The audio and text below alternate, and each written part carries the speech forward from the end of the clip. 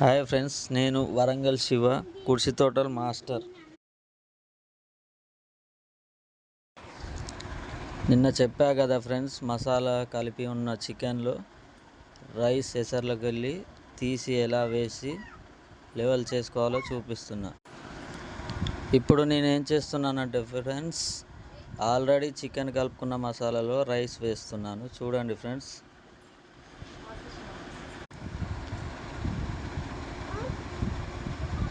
ఇలా వేసుకున్నాక వీటిని లెవెల్ చేసుకోవాలి ఫ్రెండ్స్. కొంచెం కొంచెం రైస్ అల్లు వేసుకొని లెవెల్ చేసుకోవాలి ఫ్రెండ్స్. చూడండి, ఇప్పుడు నేను లెవెల్ చేస్తున్నాను. అలా లెవెల్ చేసుకున్నాక ఇంకొక లేయర్ వేయాలి మీదికి వెళ్ళి,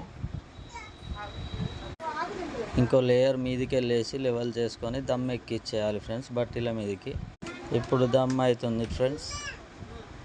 చూడండి, రౌండ్ నిప్పు కొడుతున్నాను.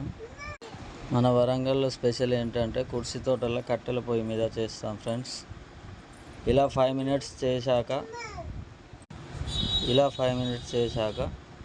ఇప్పుడు కట్టెలు తీసేయాలి ఫ్రెండ్స్. చూడండి, ఇలా కట్టెలు తీసేసినాక 25 మినిట్స్ దమ్ మీద ఉంచాలి ఫ్రెండ్స్. అప్పుడే ముక్క అన్నది బాగా ఉడుకుతుంది.